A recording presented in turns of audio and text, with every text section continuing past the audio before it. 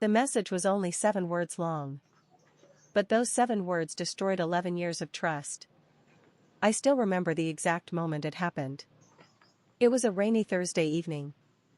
My husband, Ethan, had fallen asleep on the couch after dinner. The television was playing quietly in the background, and everything felt normal. Comfortable. Safe. The kind of evening married couples share without thinking twice. At least, that's what I believed. Around 10 o'clock, Ethan's phone vibrated on the coffee table. I wasn't trying to invade his privacy. In fact, I almost ignored it. But the screen lit up before I could look away. And that's when I saw it. I can't stop thinking about last night. My heart froze. For a second, I convinced myself there had to be an explanation. A misunderstanding. A mistake. But something deep inside me already knew the truth. I glanced toward Ethan. He was asleep. Peaceful. Completely unaware that my entire world had just shifted beneath my feet. I picked up the phone. My hands were shaking so badly that I almost dropped it. The notification disappeared before I could see the sender's name. I told myself to put the phone back down. To trust my husband. To believe the man I had loved for more than a decade. But what I didn't know that day was that trust had already begun to crack long before that message appeared. I had simply refused to see it. The late nights. The sudden business trips. The way he smiled at his phone but barely looked at me anymore. The signs had always been there. I just kept finding excuses for them. Because admitting the truth felt impossible. And sometimes the truth waits patiently until you're finally ready to see it. That night, curiosity battled loyalty inside my heart. For nearly 20 minutes, I sat there staring at Ethan's phone. Part of me wanted answers. The other part was terrified of what those answers might be. Finally, I entered the passcode. The same passcode I had known for years. The screen unlocked instantly. And within seconds, my life changed forever. The message came from a woman named Olivia.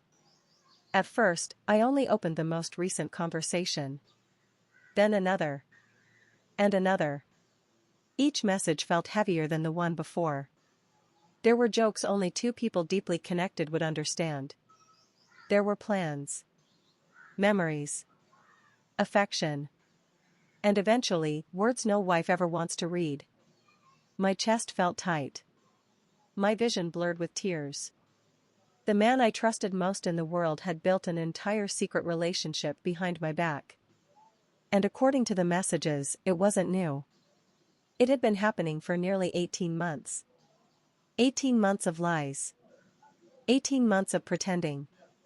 18 months of kissing me goodbye while sharing pieces of himself with someone else. I wanted to wake him up immediately. I wanted to scream. I wanted explanations. But instead, I quietly placed the phone back on the table.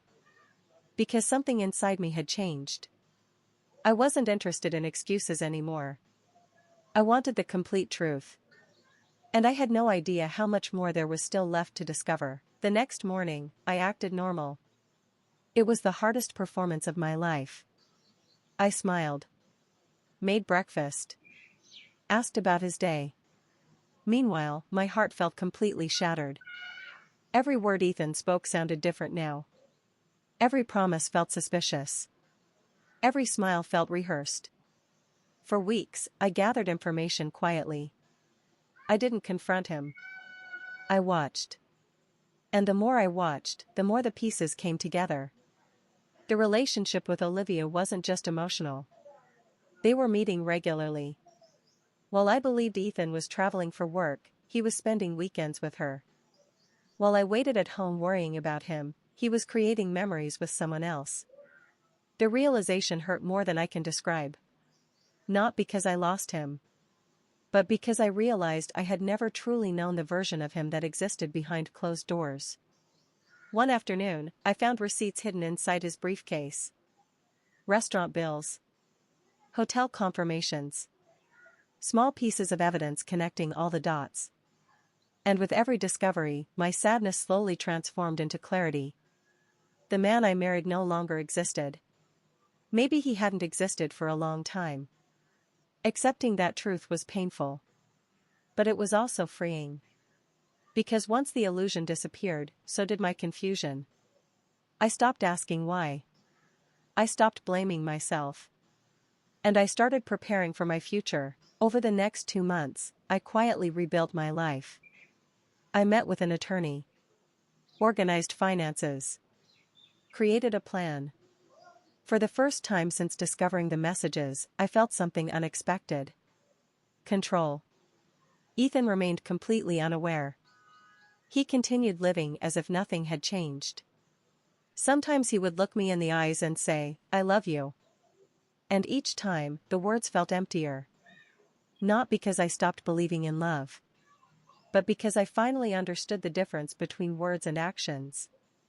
One evening, he returned home from another supposed business trip. He hugged me and smiled. "You know I'd never hurt you, right?" The irony almost broke my heart. Because at that exact moment, I knew more about his secrets than he could possibly imagine. Yet I simply nodded. The truth was coming. And when it arrived, there would be nowhere left for him to hide. What surprised me most wasn't how much stronger I became. It was how peaceful strength felt. I wasn't seeking revenge fueled by anger.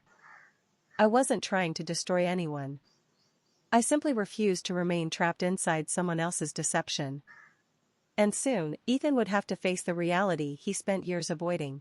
3 months after opening that message, everything finally came to an end. Ethan walked through our front door expecting an ordinary evening. Instead, he found packed boxes waiting near the entrance. On the dining table sat divorce papers. Beside them was a folder. Inside that folder was every piece of evidence. Messages. Receipts. Photos. Timelines. Proof. His confidence disappeared instantly. The color drained from his face as he flipped through the pages. For a long moment, neither of us spoke. Finally, he looked up. "I can explain." Those were the exact words I expected. And somehow, they meant absolutely nothing. Because explanations don't erase betrayal.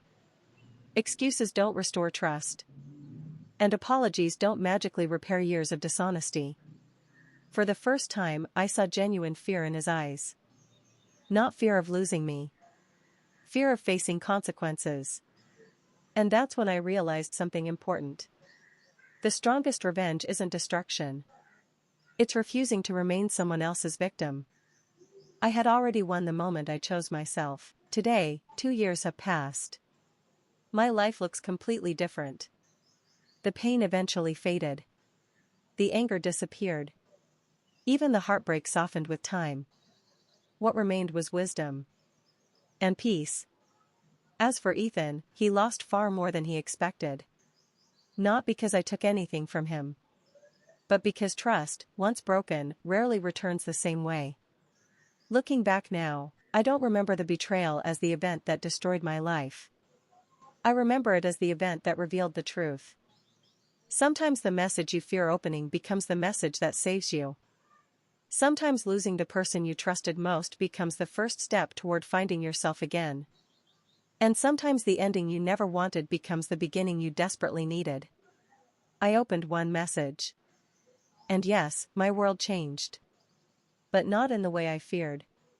Because that message didn't destroy my future. It exposed a lie.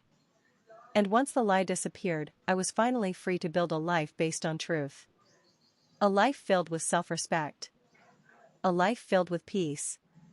A life that belonged entirely to me. And that, more than anything else, was worth everything I lost.